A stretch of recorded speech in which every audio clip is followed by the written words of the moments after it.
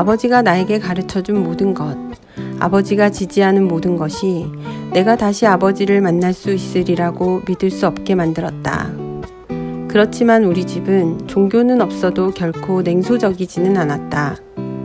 부모님은 내가 살아있음을 너무나 아름답고 아찔할 정도로 신비롭고 우연히 일어난 신성한 기적으로 느낄 수 있게 해주었다. 부모님은 우주는 막대하고 우리 인간은 궁벽한 곳에 있는 작은 행성에서 눈 한 번 깜빡할 순간 동안을 살아가는 아주 작은 존재라고 했다. 또 두 분의 책에도 나오지만 우리처럼 작은 존재가 이 광대함을 견디는 방법은 오직 사랑뿐이다 라는 말도 나에게 들려주었다.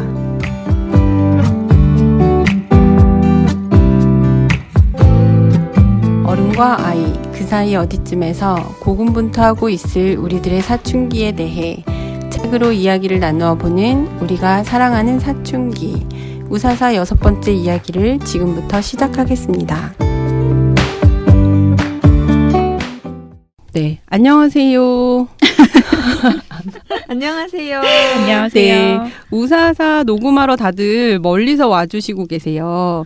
제가 이기적으로다가 저희 집 근처에서 녹음하고 있거든요.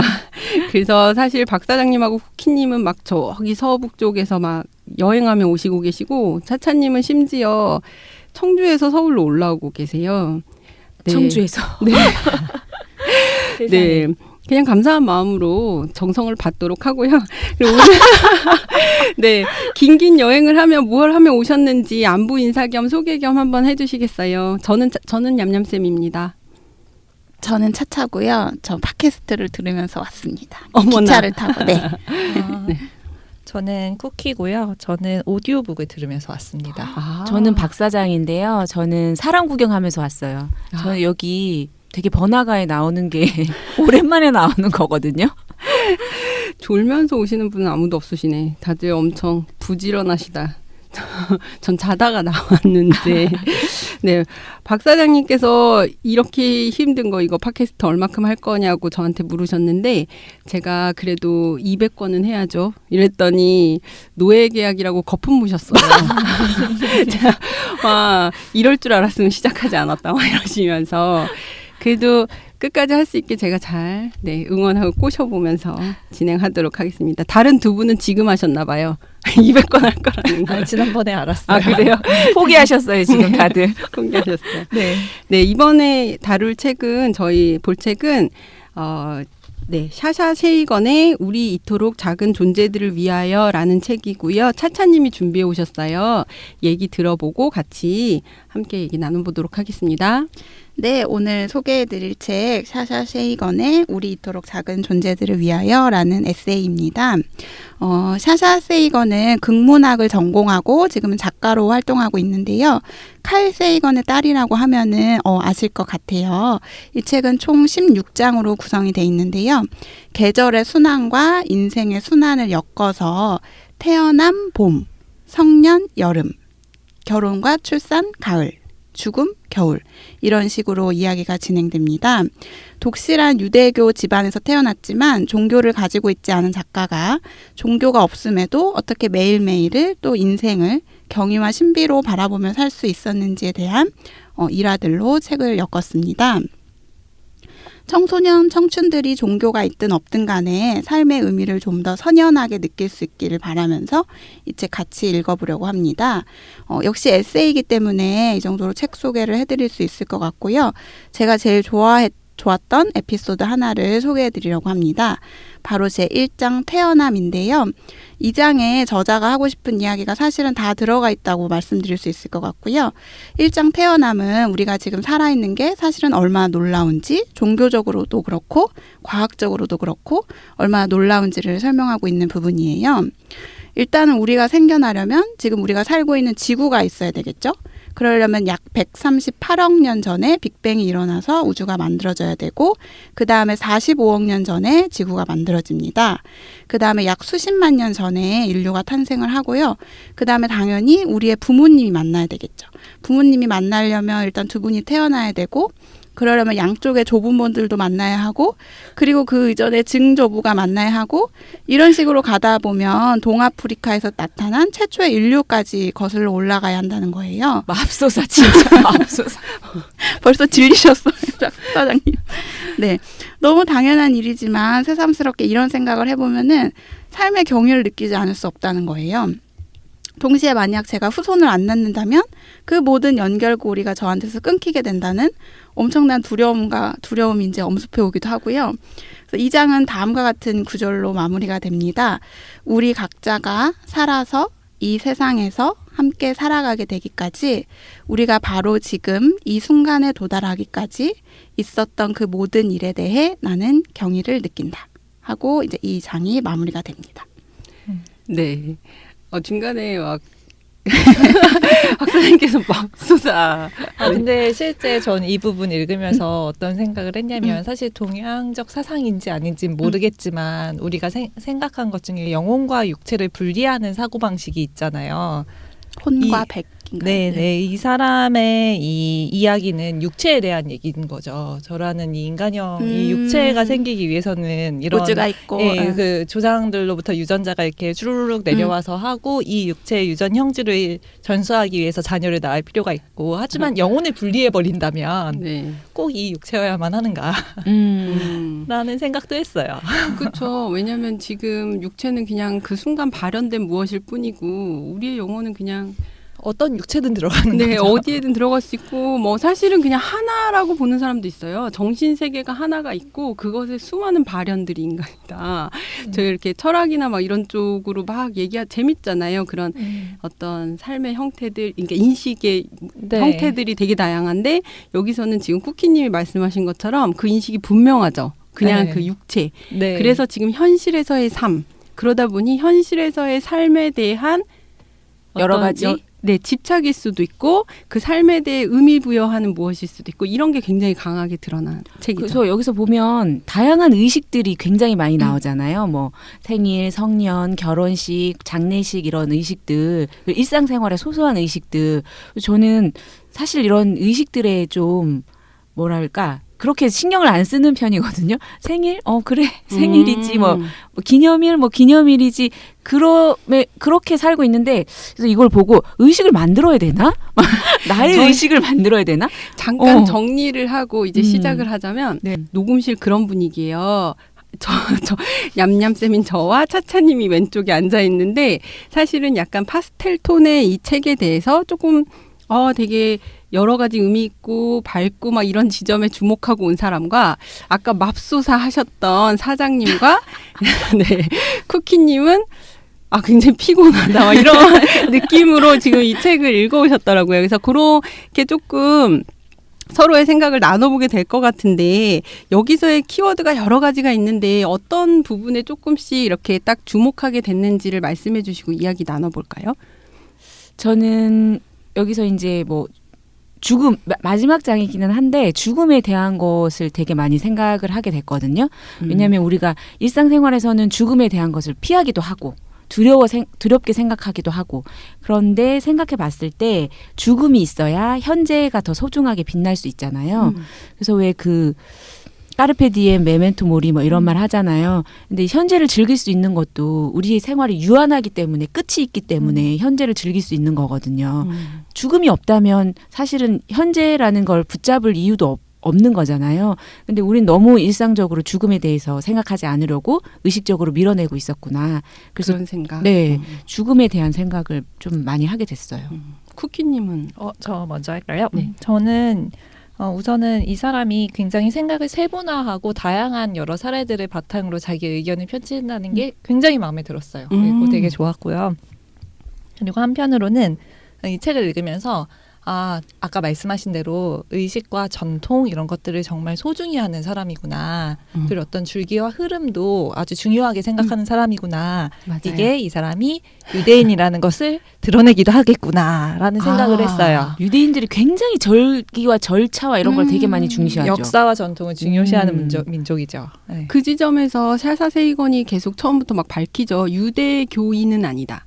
유대교인은 아닌데 그쵸. 유대인이다. 그게 이 민족은 이 민족의 우리가 어떤 민족 정체성을 구축할 때 핵심으로 삼는 것이 있잖아요. 우리나라의 한국인은 한민족 정체성이 어디에 맞아요. 핵심이 있나요? 한체념? 그건 너무 옛날. 저는 한민족의 정체성을 한이라고 생각하는 거 너무 싫어요. 유대인의 배운 경우에는 유대 민족의 정체성이 유대교에 있는 음. 것으로 알고 있어요. 그래서 종교에 이제 입문하는. 근데 그러니까 이 민족성하고 종교적 정체성을 분리하기가 굉장히 어려운 그런. 근데 왜 말씀 중에 죄송한데 이 민족이죠. 사람은 왜 자기가 유대교는 아니면서 유대인이라고 계속 생각하죠? 그러니까 이게 자유를 속박당했다고 생각할 수 있죠. 종교 거기에. 때문에. 네네. 그래서 그러니까 무교죠, 이 네, 작가님. 이 무교고 사람은. 과학을 사실은 굉장히 종교처럼 과학적인 방법을, 네, 생각하는 사람이죠. 과학적 사고도 종교처럼 충분히 어떤 그런 의미 부여나 삶에 대해서 의미 부여나 이런 게 가능하다. 그것 때문에 더 경이로움을 느끼며 살았다라는 얘기를 이제 줄곧 하고 계시죠. 네. 작가님이. 그래서 흥미롭게 읽었어요. 네, 이런 흥미로웠던 것들 보면. 걸로. 네. 차차님은? 네, 저는 이 제목이 우리 이토록 작은 존재들을 위하여잖아요. 사실은 이게 인간이고 저희가 이제 사춘기 청소년들을 다루는 지금 팟캐스트를 하고 있는데 이게 청소년에게 부여할 수 있는 너무나 적당한 이름이라고 생각을 했어요. 그래서 사춘기라는 게 사실은 지난번에 얘기했지만 내가 왜 살까? 나는 뭐지? 이런 이제 질문들을 찾는 시기인데 그쵸. 그것에 대한 대답을 이 작가 나름대로 지금 해주고 있어서 같이 읽어보면 좋겠다라고 생각을 했습니다. 중고등학교 학생들이 어떤 그 자기 정체성을 찾거나 자기가 성장해 나가는 것에 두려움을 갖고 있을 때 어떤 방식으로 그 마음의 안정을 찾아가고 삶의 의미를 부여하는가에 대해서는 사실은 잘 이렇게 안내서처럼 나와 있는 부분들이 있기는 하는 것 같아요. 반복적인 의식이나 이런 게. 저는 이 책을 읽으면서 책의 저자가 샤샤 세이건, 발음 샤샤 세이건이신데 항상 그 앞에 칼 세이건의 딸이라는 수식어가 붙어요. 그래서 이게 한편으로는 물론 이 책 전체가 다 읽고 났을 때 아버지를 추모하는 책인가라는 생각이 들 정도. 헌정하는 책 같아요, 네, 아버지에게. 맞아요. 그런 느낌이 드는데 그것 물론 아버지와의 좋은 기억, 자신이 자라기 위해 자양분이 됐던 아버지의 말씀들, 이게 저자에게는 굉장히 행운이고 기적 같은 시간들이고 이 책을 채우는 굉장히 밝은 요소들이지만 한편으로는 작가가 정말 작가가 되기 위해서는 극복해야 되겠다라는 생각이 들 정도로 딱 그 칼세이건의 딱 그 그늘 안에서 이 책이 모두 다 이렇게 펼쳐지고 있다, 이야기가 전개되고 있다는 생각이 들었던 것 같아요. 칼세이건과 엄마. 엄마에 대한 그늘 영향도 안에서. 있고요. 네. 그래서 이 책에 그 미국에서도 이 책을 홍보하는 게 딱 이거예요. 이 책은 코스모스, 칼세이건이 쓴 코스모스의 가족 버전이다라고 하면서 실제로 홍보를 했고, 네, 그런 그쵸. 점은 분명히 있는 것 같아요. 네. 그래서 이 책에서 이제 우리가 이렇게 잡을 수 있는 어떤 키워드 그런 것들이 이렇게 문득문득 떠오르는 것들이 첫 번째가 종교적 의식 뭐 이런 거, 그다음에 아버지, 그다음에 불확실성, 그다음에 삶에 대한 의미를 부여하는 어떤 의식, 이런 거가 있는 것 같아요. 이 중에서 어떤 의식을 갖는다는 거, 이 부분에 대해서 먼저 얘기를 해볼까요? 근데 되게 삶을 풍요롭게 만들어줄 것 같기는 해요. 의식을 갖는다는 거. 하루에 솔직히 말씀하세요. 아, 우리 네? 방송 전에 아니, 그렇게 말씀하시지 않았잖아요. 그런 생각합니다. 다양한 생각이 있고 그런 이게 이제 의미가 있는데 스펙트럼이 있는 거지. 삶을 풍요롭게 만들어 줄 수는 있다. 아. 그러나 내가 하기에는 너무나 귀찮고 힘들다. 벅차다. 그래서 저는 어떤 생각을 했냐면 나의 의식을 만들어야 되나? 나만의 의식을?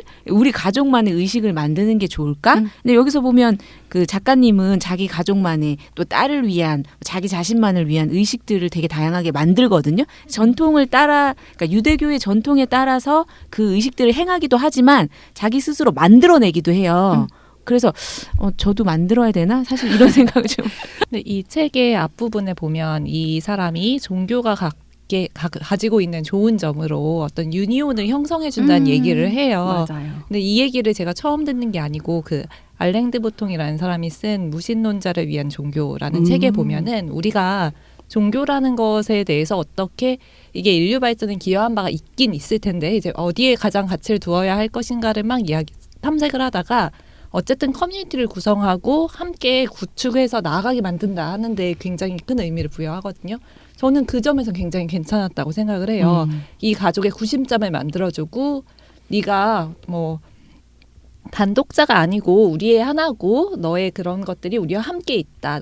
너와 우리가 함께 있다. 이런 의식을 계속 그런 생각을 불러 일으켜 주잖아요. 살면서 외로울 때가 많으니까 이제 그런 게 살아가는 힘이 될 수도 있을 것 같아서 그거 굉장히 괜찮다고 생각을 했어요. 근데 한편으로는 샤샤쉐이건처럼 뭔가 아주 의식적으로 많은 훈련을 받은 사람이니까 자기 가족만의 전통과 역사나 아니면 새로운 의식들을 구축해 나갈 수 있는 거지 이게 보통 구심점을 잘 찾는 능력이 아니고서는 흔들리기 쉽겠다. 자칫하면 사이비가 될 수도 있겠다. 막 이런 생각이 들었어요. 맞아요. 이게 이제 너무 빠지고 또 예, 단계 또는 아니면 그게 너무 중심이 돼버리면 그게 너무 강해지면. 그렇죠. 가족 내에서는 사실은 위험한 요소는 많지 않을 것 같고 약간 좀 다른 쪽의 집단으로, 구심점, 아니, 다른 집단에 갑자기 그게 삶의 어떤 되게 중요한 구심점이 되면 그런 위험 요소가 분명히 있을 수 있는데 그렇죠. 근데 가족 내에서 그 구심점을 찾는 게 방금 쿠키님 말씀하신 거에 어떤 의의가 또 있을 수 있냐면 어떤 의미가 사춘 되게 불안한 마음을 많이 안정시켜 주는 것 같아요. 그렇죠. 그러니까 어떤 내가 소속감을 갖는 거, 그 다음에 구심점을 하나 잡고 있는 거 이게 굉장히 큰 안정감을 줘요. 그리고 생각만으로 그게 이어지는 게 아니라 뭔가 의식을 한다는 거, 그쵸. 의식 자체를 행한다는 거, 행동으로 그게 행할 때, 중요하죠, 네, 의식. 그게 중요한 것 같아요. 맞아요. 네. 근데 이 집단 정체성이라는 게 말씀하신 대로 안정감을 주는 그런 긍정적인 효과가 있는 반면 외부자에게 소외감을 느끼게 소외감을 한다는 받죠. 예, 그런 것도 있어서 사실 가족이 혈연만으로 구성된 게 아니고 20년 이상 함께 산 사람들만으로 구성된 것도 아니잖아요. 혼인을 통해서 가족의 일원이 되기도 하니까 그 부분을 잘 해야죠. 숨어 있는 의미인데 이제 그 며느리 간의 관계 혹은 사위들 간의 관계 이런 식으로 혼인으로 인해서 약간 이질적인 집단들이 많이 형성되고 가족이 이럴 때 사실은 저는 그 부분은 생각 못하고 단지 그냥 약간 핵가족 내에서 부모와 자식만 생각했는데 전혀 생각하지 못했던 부분인 것 같아요. 맞아요. 그렇네요. 굉장히 나중에 이제 이질적이잖아요. 그래서 깜짝 놀라고. 거부감이 들 수도 있어요, 진짜. 막 우리 가족 4명, 뭐 3명은 굉장히 막 소속감 됐는데 그 외의 구성원들이 느끼기에는 그게 굉장히 생소할 수도 있고 그래서 다르니까 거부감이 들 수도 있고 맞아. 왜 저럼? 막 이렇게 될 수도 있는 거죠. 그래서 그런 것들을 조금 생각은 해봐야 맞아요. 되는구나. 중요한 지점이네요. 저는 사장님이 막 이 저자가 너무 집착이 심하다라고 얘기를 하셨는데 삶에 대한 집착이 심하다라는 말씀을 사장님이 막 너무 하셨죠. 집착이 심해서 왜 그 할머니들 귀 옆에다 대고 계속 끊임없이 얘기하는 그런 느낌이 들거든요. 그래서 근데 실제로 이 작가는 삶을 굉장히 어떻게 보면 집착하고 의미를 굉장히 두는 사람이잖아요. 그래서 근데 결국 그 정도의 차이는 있지만 우리 모두가 의미를 찾는 동물이고 인간이 사실은 의미를 찾는 동물이다. 그래서 제가 막 이게 호모 무슨 쿠스가 있는지 막 찾아봤어요. 호모 의미 쿠스 이런 게 있을 것 같아가지고 근데 찾지는 못했는데 그래서 의미를 찾는 동물인데 그것이 사실은 또 모든 종교의 탄생 이유인 것 같아요. 그러니까 제가 종교를 뭐 잘은 모르지만 그냥 막 살아도 돼. 삶은 의미는 없는 거야. 그냥 한 평생 살다 죽으면 돼. 이렇게 하는 종교는 없는 것 같아요. 심지어 불교에서도 윤회를 이야기하지만 윤회 이야기하는 것도 결국은 삶을 의미 있게 집착은 아니고 삶을 의미 있게 살아가라는 거기 때문에 이게 이제 종교의 탄생 이유하고도 맞닿지 않나라는 생각을 했습니다. 의미 부여하는 것에 대해서 되게 많이 나오죠. 그리고 우리가 사실은 대부분의 많은 것들이 그냥 삶의 어떤 현상들의 의미를 부여하고 살고 있죠. 지금도. 그래서 이 노래 하잖아요. 같이 A, B, C, D, E, F, G. 남편이랑 같이. 네, 그 노래 되게 괜찮은 게 저는 이제 종교가 있어서 교회에 가는데 지금 비대면 예배라 가지고 따로 하지만 종교가 있으셨구나. 네, 종교 있어요. 저는 없는 무신론자는 아닙니다. 종교 없는 사람처럼 생겼어요. 왜요? 영세주의자. 차차님 종교 없으신데 지금 종교 있으실 것 같고. 근데 그 의식이 굉장히 그 사람을 그러니까 속세로부터 떠나게 만드는 그런 게 있거든요. 그러니까 처음에 예배 시작할 때 종을 친다. 그 다음에 이제 노래가 흘러나오면서 점점 그 안에 몰입된다. 이게 의식이잖아요. 그 의식이 사람을 다시 돌아보게 하고 이제 현실로부터 이원화 시켜가지고 이제 하는 그런 효과가 있는 것 같아요. 그래서 되게 좋았어요. 그렇죠. 아이들 재울 때도 하나의 의식을 만들잖아요. 네. 어려서부터 깊은 잠을 잘 자게 하기 위해 노래를 틀어주고 이야기. 그리고 계속 그걸 중요한 거는 반복적으로 일어나야 그 어떠한 의식의 흐름이 이제 자동화돼서 딱 일어나는 거죠. 그래서 그런 거는 사실은 차차님 말씀하신 것처럼 인간의 어떤 본연의 속성 중 하나이지 않을까 싶고 그거를 샤샤 세이건이 굉장히 구체적인 방식들에 대해서 얘기를 아주 많이 잘 책에서 해주고 있는 것 같아요. 그래서 또 종교와 더불어서 얘기해 볼 것은 그 신이 있냐 없냐. 근데 지금 이 사사 세이건은 무신론자죠. 왜냐면 증명할 길이 없기 때문에 우선 유보하겠다 뭐 이런 입장인 것 같아요. 그런데 증명할 길은 없지만 그렇다고 해서 신이 없는 것은 아니다. 그것도 증명할 길이 없기 때문에. 증명할 네. 길이 없기 때문에 신이 없는 것은 아니다. 있는지 없는지는 모른다. 저는 그 부분이 되게 좋았거든요. 거기 이제 그렇게 나오죠. 여기서도 이제 아버지의 말씀이에요. 증거의 부재는 부재의 증거가 아니다라고 말씀하셨고 그게 모든 사고방식에 영향을 미치고 있어서 과학적 사고방식이어서 실제로도 과학자들이 신을 부정하는 게 아니죠. 그냥 과학적으로 증명을 할 수 없는 거지 부재를 말하고 있는 건 근데 아니다. 이제 보통 과학자들이나 우리 보통 사람들은 증명할 수 없기 때문에 없다라고 생각하는데 그건 아니다는 네. 거죠. 저는 그래서 이 사고방식이 너무 마음에 들었어요. 그렇죠. 그 사고는 진짜 마음에 들어요. 그 세분화되어 있고 모든 것들 같은 위계 안에서 살펴보려고 하는 그게 굉장히 마음에 들었어요. 좋은 책. 그리고 하나 더 이제 종교 얘기를 하면서 나왔던 거는 우리가 이제 대표적인 종교들이 몇 개 있잖아요. 근데 그 이외에 다른 것들도 같이 살펴봐서 어떻게 보면 센트럴리즘 같은 거를 좀 극복하려고 스스로 노력하는 그런 모습이 보여서 그것도 좋았어요. 그렇지만 한국 얘기는 없더라고요. 한국 얘기 가면 얘기할 때 살짝 한 번 나왔어요. 일본의 종교나 그 이야기가 훨씬 많이 나오죠. 일본이나 중국에 끼어 있죠. 항상 한국은. 우리는 항상 뭘 볼 때 한국을 찾죠. 뭔가 이렇게 글로벌한 컨텐츠를 보면 거기서 왜 안 나와? 한국 얘기 했나 안 했나. 그래도 동아시아 언급했잖아요. 거기 왜냐면 우리는 이 너무 집단의 다른데. 소속감을 갖고 있어서 그래요.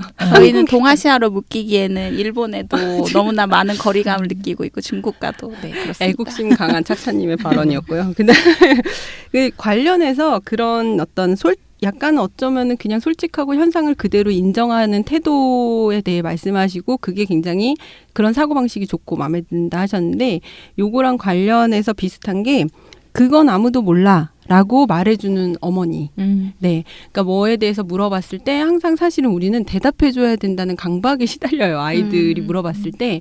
근데 지식적인 거야 찾아서 얘기해줄 수 있는데 가치 판단에 대한 거라든지 증명할 수 없는 무엇에 대해서도 설명을 해주고 싶고 해야 될 것 같고 어떤 결론을 내려줘야 될 것 같은 그런 압박이 무언 중에 이제 스스로 자꾸 드는데 여기서 어머니는 너무나 쿨하게 그건 아무도 몰라라고 말하고 그거에 대한 자기 의견들을 어머니 아버지가 나누는 걸 보면서 아이는 사실은 그것에서 안정감을 느꼈다는 거예요. 뭔가 대답을 계속 해주는 것보다 모른다고 인정했을 때 불안감이 사라진다라고 불확실성이 불안이 아니구나라는 거를 알 수 있어서 저는 그 부분이 되게 좋았거든요.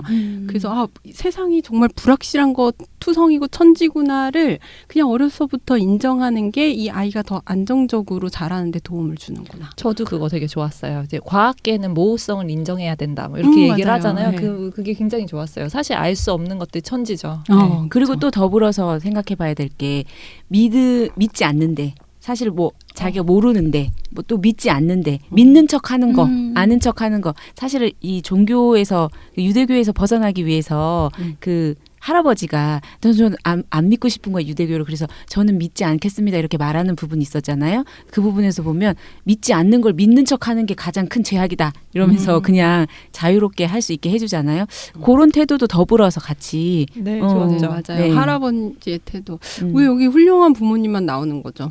여기는 정말 그래서 이상해서 이렇게 훌륭한 사람이 나온 거예요. 그러니까 내가 그래서 아버지 얘기를 농담입니다. 아버지 얘기를 안 할 수가 없는 게 너무 유명하고 정말 전 세계가 다 아는 아버지 밑에서 자랐잖아요. 물론 그런 사람이 인격적으로도 다 훌륭한 건 아니지만 그래서 이게 보편적인 어떤 아이들의 가정 입장으로 생각하기에는 많이 어렵다. 그리고 여기서 어머니 아버지의 태도나 이런 거 보고 이제 부모님 입장에서는 저도 그렇고 이런 거는 배워야겠다. 뭐 이런 생각이 들지만 확실히 진짜 일반적인 가정은 아니다. 아, 그럼요. 그걸 작가도 인정을 하고 있어요. 자기는 그런 행운을 이제 너무나 큰 행운 속에서 받은 태어났다. 사람이고 그렇지 못한 가정에서 태어난 사람들도 많다라는 이야기도 하고 있죠. 그래서 아버지 이야기 나오지만 저는 제가 뭐 직간접적으로 겪은 사람 중에 아빠를 이렇게까지 많이 사랑하는 사람은 저는 이 작가를 처음 본 거예요. 맞아요. 결혼식 때도 그렇고 아버지가 돌아가시고 몇십 년이 지나도 얘기만 해도 눈물을 흘리잖아요. 네. 그래서 정말 처음인데 근데 좀 약간 냉소적으로 나쁘게 말하면 아버지가 어렸을 때 돌아가셨잖아요. 그러기 때문에 이제 그런 죽음으로 인해서 좋은 것만 사실은 기억할 수 있고 그리움이 너무 컸을 네. 것 같고 그래서 그리고 많이 바쁘셨을 것 같아요. 아버님이 너무 유명하시고 그래서 아버지와의 좋은 추억만 조금 약간 걸러져서 남은 거 아닐까? 그리고 어머니 역할도 되게 중요해요, 여기서. 그쵸. 아버지를 그렇게 아름답게 기억할 수 있게 어머님도 계속 아버님에 대한 작업을 하시고 작업이랑 이 어휘 하나의 이 책을 보는 관점이 어떤가에 대해서 아주 명확히 보여주는 예시였어요. 작업을 하신 거죠. 어머니는 계속 근데- 작업을 하시기 때문에 그 자녀에게 굉장히 큰 영향을 미쳤으리라. 근데 확실히 그래서 아버님들이 명심하셔야 돼. 부인한테 잘해야 아이한테 맞습니다. 좋은 아빠로 남아요. 그거는 이렇게 키우면서 많이 느끼는 것 같아요. 그래서 네, 작업을 할 수 있다. 네. 저 엄마가 언론이죠. 맞아요. 무서운 사실이 집안의 언론 독점이군요. 네, 언론. 네. 독점 거대한. 저는 그 청소년기 사춘기 이야기로 조금 다시 돌아와서 얘기하고 싶거든요. 그러니까 제가 이 책을 이제 고른 이유기도 하지만 어떠셨어요? 중고등학교 때 내가 진짜 왜 살지? 나라는 존재는 뭐지? 이런 생각해 그런 보셨? 고민을 막 하셨어요, 차차님. 네, 저는 많이 했던 것 같아요. 그러니까 왜냐하면은 청소년기에는 사실 살아있는 의미를 찾기가 어렵지 않나요? 물론 이제 사람마다 다르겠지만 왜냐하면 삶을 제가 선택한 게 아니잖아요. 제 이름도 제가 선택한 게 아니고 어느 순간 제가 인식이 있는 순간 봤더니 저는 이 집안에서 태어나서 여기 살고 있는 거예요. 근데 이런 삶이 무슨 의미일까? 내가 계획한 것도 아니고 내가 살겠다고 한 것도 아닌데 그런 생각을 많이 했었거든요. 그래서 뭔가 비슷한 고민을 하고 있는 사람들이 있다면 그래서 사실은 그냥 태어난 거라고 볼 수도 있잖아요. 그래서 그냥 뭐 태어났으니까 뭐 남은 인생 살지라는 생각도 좋지만 근데 사실 인간은 필멸자잖아요. 영어로는 모탈인데 반드시 죽게 되는 존재여서 그냥 태어났으니까 살아야지는 아닌 것 같아요. 제가 정리가 좀 잘 안 되는데. 그래서 약간 의미 부여나 이런 것들이 중요하기도 하고 그런 과정을 거치면서 내 삶에도 어떤 의미를 부여해 나가는 거니까요. 저는 저희 집에 이제 책장이 벽면에 쭉 요즘에는 책장을 쭉 하잖아요. 근데 제 방의 벽면을 다 책장으로 만드셔서 엄마 아빠 책도 거기다 꽂아놓고 그랬었어요. 어렸을 때? 네, 어렸을 때.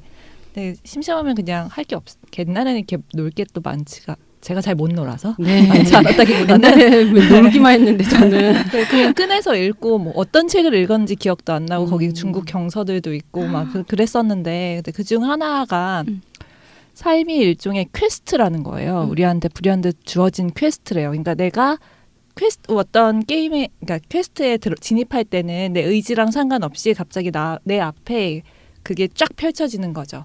그리고 이거를 그 마지막 순간까지 우선 지속해 나가는 게 이 퀘스트의 임무다. 저는 그래서 계속 그런 식으로 생각했던 것 같아요. 내가 당연히 선택해서 태어난 거 아니고 지금 이 환경도 내가 만들어낸 건 아니지만 이건 나한테 주어진 퀘스트다. 그래서 계속 네, 앞으로 이걸로 나가야 스테이지를 한다. 앞으로 나가야 되는 그것이 거죠. 근데 삶의 퀘스트를 의미이군요. 근데 제 마음대로 끊어버리면은 안 되는 거죠. 끊을 수 없이 네, 계속 그냥, 나아간다. 종료될 때까지 나아간다. 그렇게 인식을 하시기 시작했구나. 그래서 네. 계속 사춘기 시절도 네, 그냥 그런 그래서 식으로 계속 그런 식으로 중고등학교 끝나서 그다음 대학이라는 퀘스트가 펼쳐지고 그다음에 네, 이런 약간 식으로. 게임의 어떤 미션과 클리어 해내는 느낌이다. 네, 근데 이게 어느 책에서 읽었는지 이제 스테이지. 기억이 안 나요. 그냥 없는데. 수많은 책들 중에 한 권 뭐 거기에 뭐 그 고전 사상들에 대한 책들도 있었고 뭐 여러 가지가 있었는데 그중 하나가 이런 메시지를 가지고 있었는데 그럼- 그게 저한테 너무 와닿았어요. 그러니까 퀘스트가 끝나는 순간 그러면 그게 우리의 삶이 종료죠. 그래서 저는 종료되는 항상 제가 생각하는 어. 노년이란 어떤 이제 제가 스스로 저의 과거를 회고했을 때 이 정도면 됐지라고 내가 생각하고 죽을 수 있도록 열심히 네. 살았지 뭐 이런 식으로. 네. 그 책을 어떤 책을 꽂아놓느냐도 되게 중요하고 근데 부모님이 근데 사실은 또 그 중에서도 본인의 기질에 맞았기 때문에 그게 네. 와닿았을 것 같아요. 저는 되게 단순해서 기억도 별로 남지 않았지만 좀 전에 차차님이 왜 살지 막 이런 내가 태어나고 보니 여기네 뭐 이런 말씀하셨잖아요. 그런 비슷한 생각은 했는데 와 내가 아프리카에 안 태어나고 여기 태어나서 다행이다. 뭐 이런 생각만 그냥 했던 기억이 있어요. 와 그래도 여기 내가 아주 힘들지 않고 저희 어렸을 때 저도 경제적으로 형편이 넉넉한 집이 전혀 아니었는데도 그냥 저는 항상 즐겁게 놀아서 좋고 약간 다행이다 내가 여기 태어나서 뭐 이런 생각만 했지 이렇게 막 삶의 퀘스트라든지 뭐 아니면은 내가 왜 살아야 하는지에 대한 이렇게 진지한 생각은 진짜 못했던 것 같아요. 저도요. 저는 진짜 그런 생각 단순했어요. 자체를 아예 안 했고 저는 반항하느라 바빴어요. 네. 왜 화가 그렇게 나셨어요?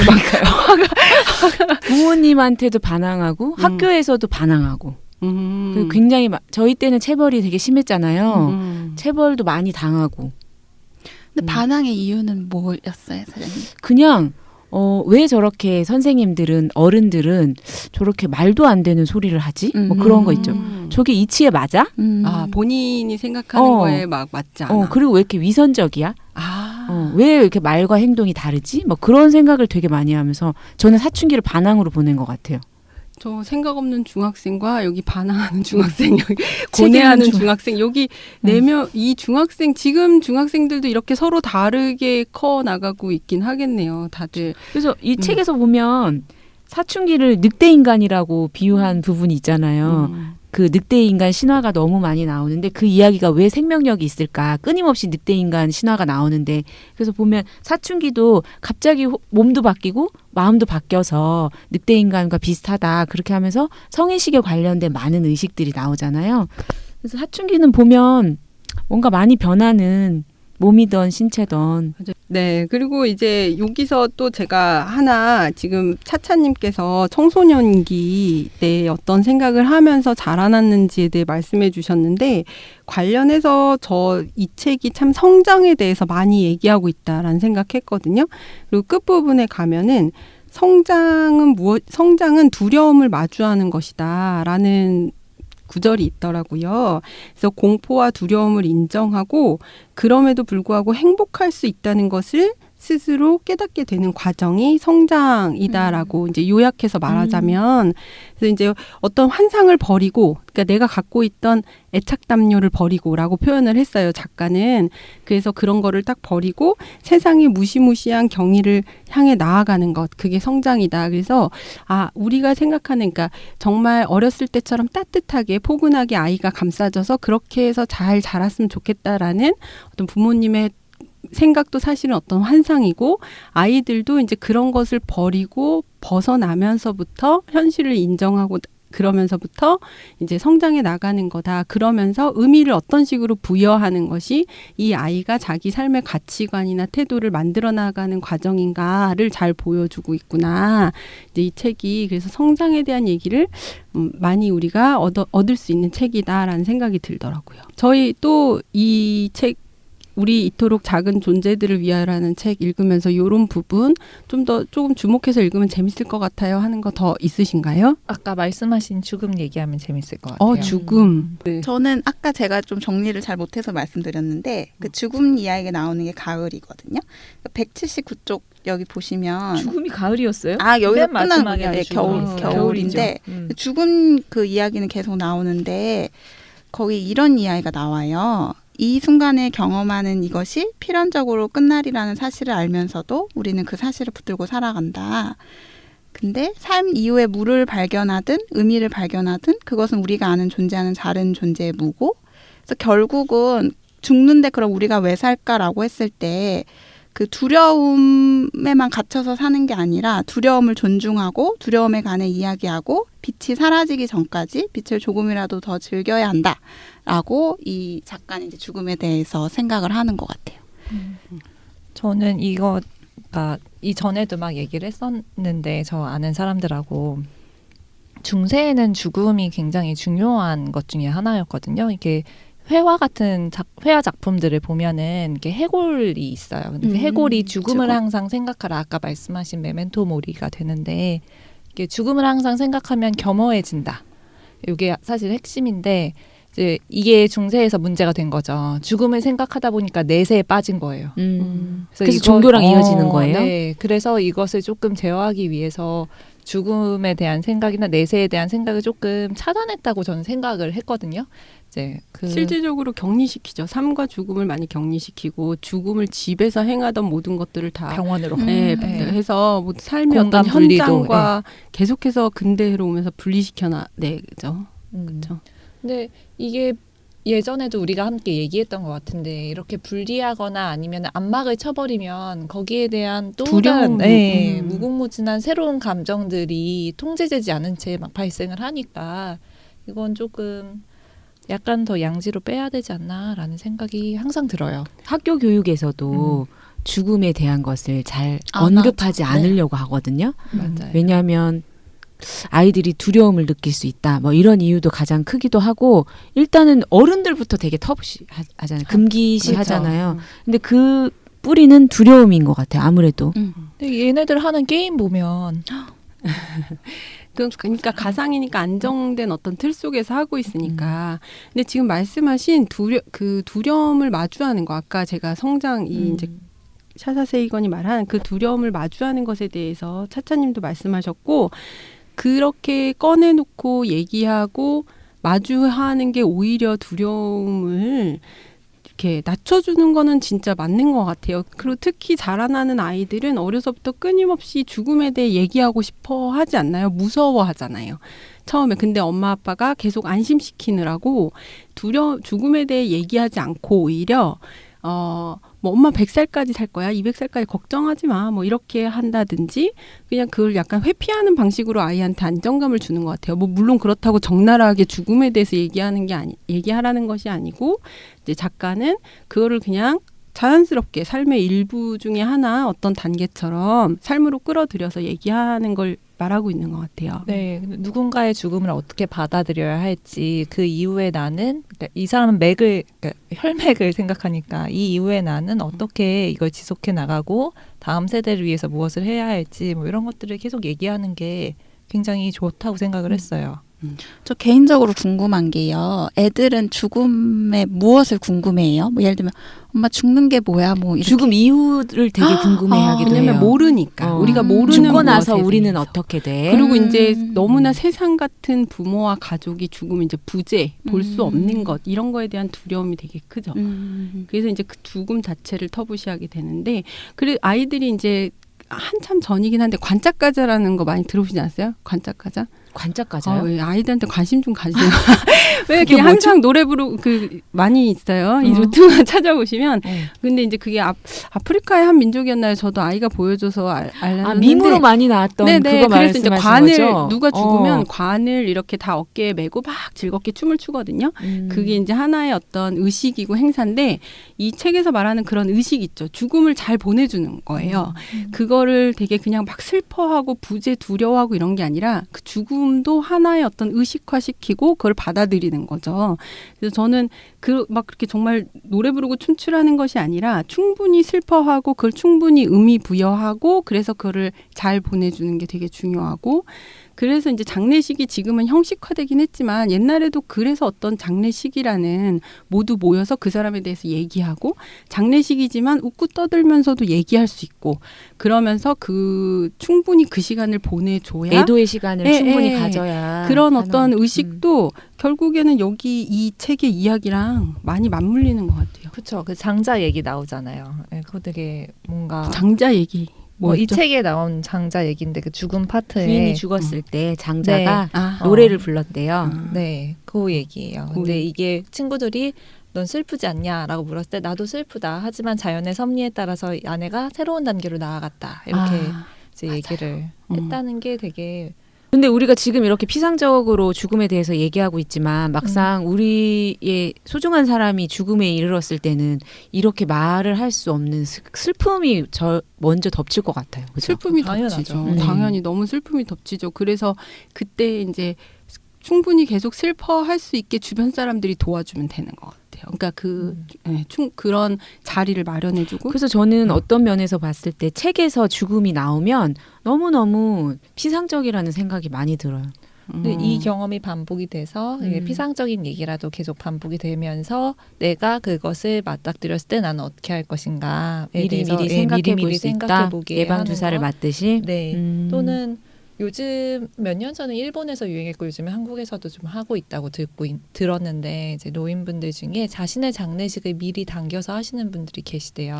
정말요? 네, 근데 장례식이라는 것은 이별의 과정인데 내가 없는 순간의 이별의 과정이 얼마나 의미 있겠냐라고 하면서 이제 미리 초대를 해서 누가 오나 안 오나 막 보고 계세요.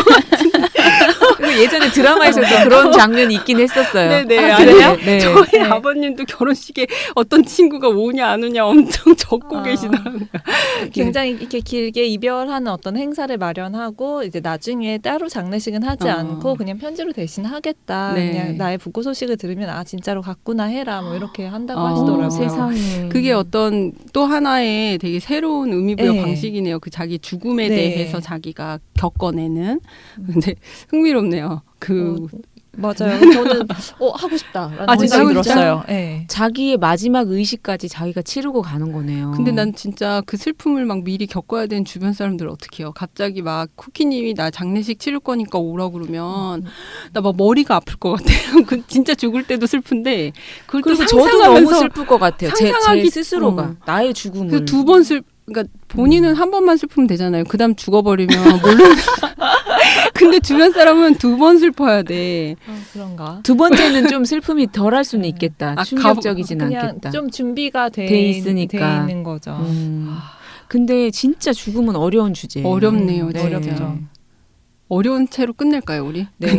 우리가 경험해 보지 못하고 맞아요. 끝나기 때문에 더 어려운 것 같아요. 그쵸. 죽음은.